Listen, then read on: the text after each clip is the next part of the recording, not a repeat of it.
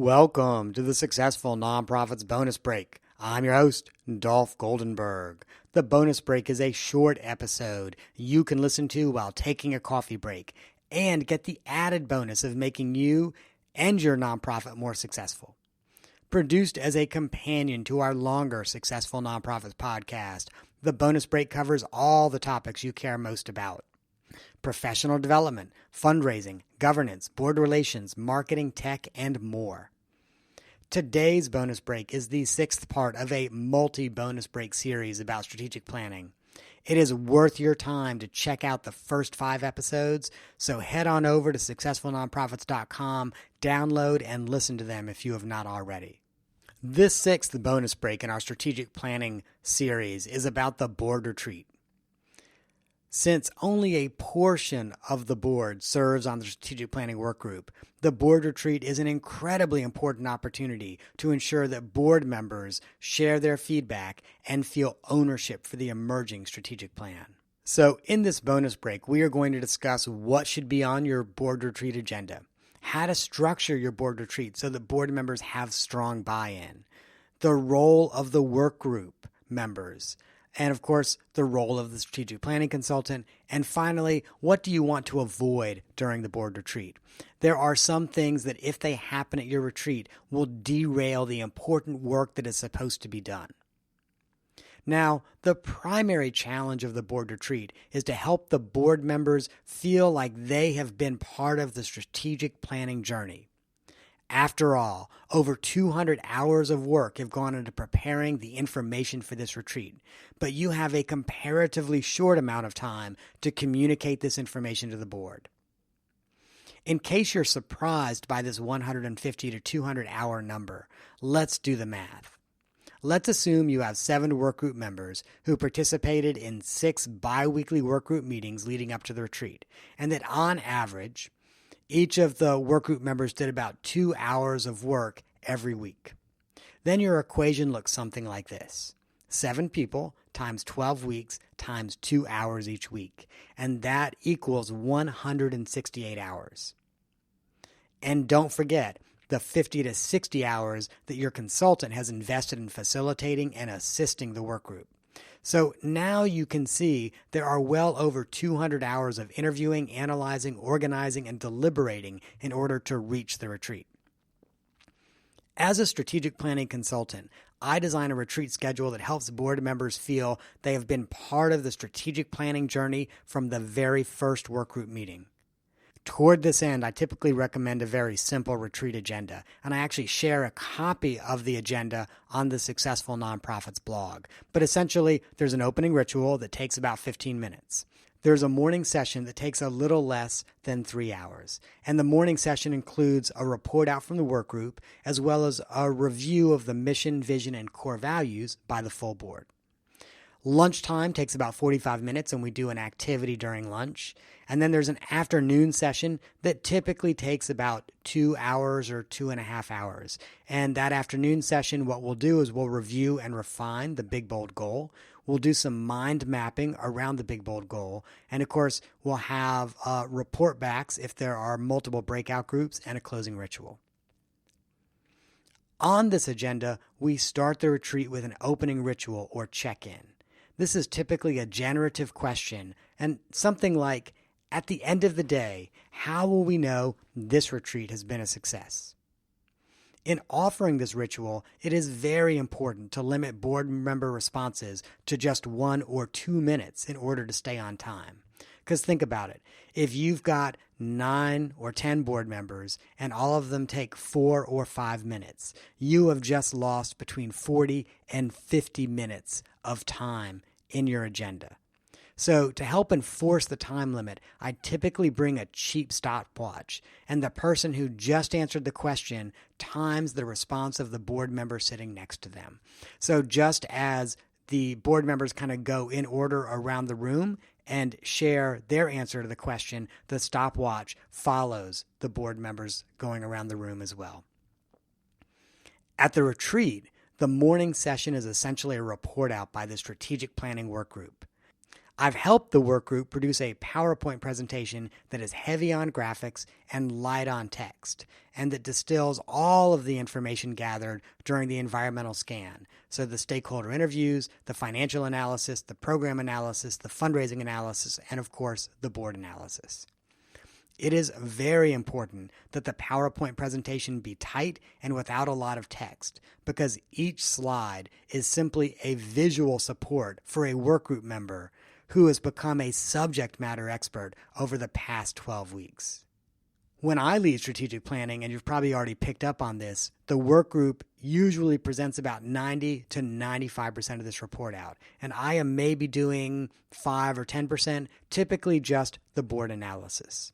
And the reason is that this is a time for workgroup members to shine by sharing their planning journey with their board member peers. Typically, each workgroup member presents on a specific topic from the environmental scan. So one workgroup member will explain how the stakeholder surveys were conducted and share the high-level trends from those interviews. Another may review the multi-year financial analysis, while a third workgroup member might walk the board through the program analysis. The point is that every workgroup member has a speaking role in the presentation, and the entire workgroup takes board questions after each slide. The opportunity to ask questions is a critical component to the board feeling genuine ownership of the data that's being presented. Now, you may recall that the workgroup also reviewed and proposed revisions to the organization's mission, vision, and core values. Many board members express a strong commitment for the current mission, especially specific phrases or sentences that detail specific constituencies or services. And for this reason, I have developed an exercise to help board members let go of their current mission and embrace the stronger, more impactful proposed mission. This exercise has the added benefit of allowing board members to get up and walk around after about 90 minutes of sitting and listening. We divide the board into 2 groups and give each group a word scramble. It's a word scramble, so essentially it's a sheet of paper or an envelope with all of the words kind of scrambled up, all of the words from either the proposed mission or the current mission kind of scrambled up. Now, obviously, one word scramble includes all of the words from the current mission, while the other scramble includes the words of the proposed mission. And remember, that proposed mission is 10 words or less. Now, each group has to unscramble the words to assemble the current or the proposed mission. And the groups are also informed that this is a timed but friendly competition. On the Successful Nonprofits blog, I've given 2 examples of these word scrambles. One has about 40 words in it, and then the other has, I think, about 9 words in it. So the group that is unscrambling the proposed mission typically completes their task in about 45 to 90 seconds. This group now has the proposed mission laid out on a table, and it can be perfectly read in 5 seconds, 3 seconds or less. Meanwhile, the group unscrambling the current mission is often still organizing words after about 2 minutes. Now keep in mind, the members of this group have heard the current mission, they have read the current mission on organizational documents, and they may have even helped draft it years ago. It's not unusual for the group that already finished unscrambling the proposed mission to walk over and try to help their counterparts actually finish putting together and unscrambling the current mission. 10 minutes later, the current mission is often still not fully unscrambled, and people are often uncertain where specific words or phrases fit into the mission. So you start to see the outline of the current mission appear, but people will say, gosh, where does this word fit, or where does this phrase fit? This exercise helps every board member understand that long mission that they have always loved does not really work for them as an organization. As we discuss the exercise as a group, every board member is typically willing to abandon the current mission and are open to reviewing and finalizing the proposed mission. So during that review, it is very common for the board to make the mission even tighter by removing a word or two or replacing two words with a single, more impactful one.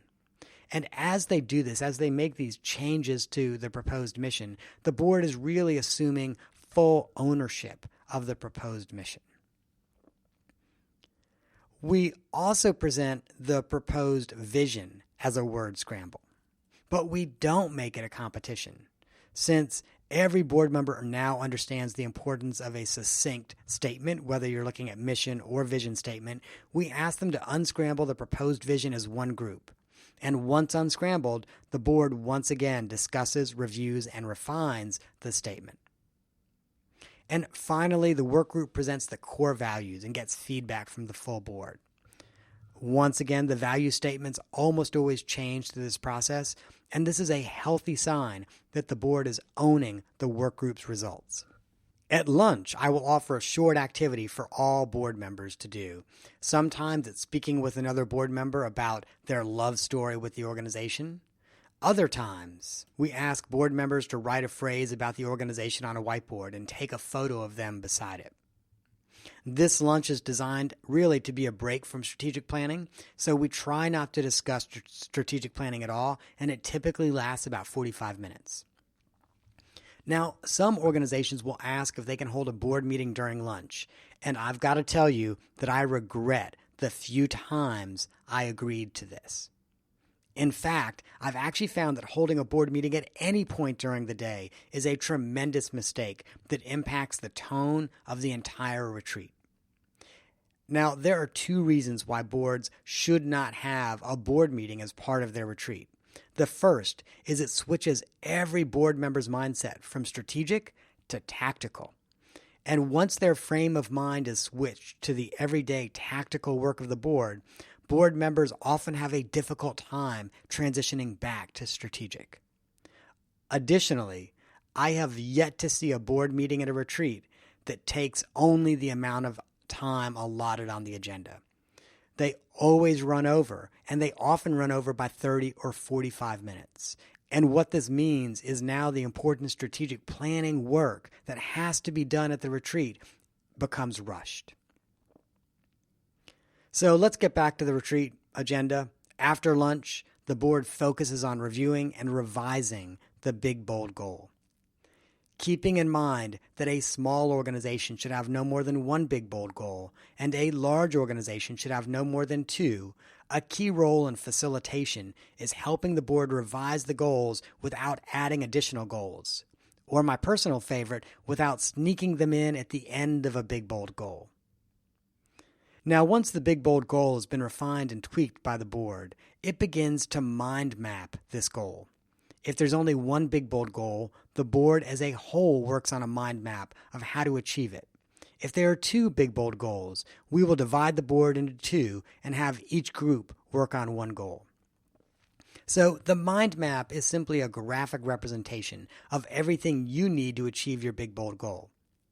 As an example, if the big, bold goal is end child hunger in Greater Houston by 2025, the board will map out all of the resources and inputs necessary to make this a reality. So what do you need to end child hunger in your community? So obviously, you need access to food, but where do you get it from? The mind map might show partnerships with grocery stores, food banks, local farmers, local gardeners, etc. Now, if you have food, how do you get it to those in need? To answer this question, the mind map might include vans and, of course, drivers to actually move those vans around the region. It might include transit passes or maybe even local pickup points in food deserts. What staffing do you need? In this case, the mind map will not only just delineate program staff, but also the management and fundraising staff necessary to support this operation. This is an exciting and creative process, and boards really get into it. After all, they join the board hoping to work on high-level issues, and it helps them envision what the organization can actually achieve. Board members will often leave this process understanding why an organization really should grow from where it is into something even bigger and stronger and more impactful. Preparing the mind maps will often take 90 minutes or more. And if there are two mind mapping groups, the retreat should allow for a period when the two groups can come back together and report to each other on the work that they have done. Once that report back has occurred, we roll up the mind map for use by the work group in writing the final plan. And now we're typically down to the final 30 minutes or so of the retreat. In this last half hour, we outline the next steps for the board, and we make sure that they understand essentially how the strategic plan will actually be written and how it will come back to them for approval, as well as the timeline. And this typically then leaves us about 15 minutes for a closing ritual. The closing ritual is often another generative question that helps the board understand its role in overseeing strategic plan implementation. Now that the strategic planning retreat has ended after a long day of hard work, I always suggest that boards have an opportunity for social time at a happy hour or maybe a group dinner. And I also encourage them to invite spouses. This social time with spouses is critical because it allows board members to get to know each other, and it also helps board spouses feel more connected to the organization. We are starting to wind down this nonprofit strategic planning series, and we only have about 3 more bonus breaks left in the series. Our next installment will outline how to use the information from the environmental scan and the board retreat to draft your actual strategic plan. This bonus break in the Successful Nonprofits podcast is produced by the Goldenberg Group as part of our mission to provide board development, strategic planning, and interim leadership to help nonprofits thrive in a competitive environment. Be sure to visit our website at successfulnonprofits.com, and you can find me there or at goldenberggroup.com, LinkedIn, or Twitter. Kind of not real happy with Facebook right now, which is why I'm not saying Facebook. And if you think your organization is ready to begin strategic planning, reach out to me.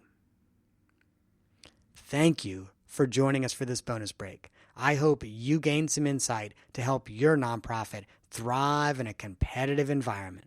I am not an accountant or attorney, and neither I nor the Goldenberg Group provide tax, legal, or accounting advice. This material has been provided for informational purposes only, is not intended to provide, and should not be relied on for tax, legal, or accounting advice. Always consult a qualified, licensed professional about such matters.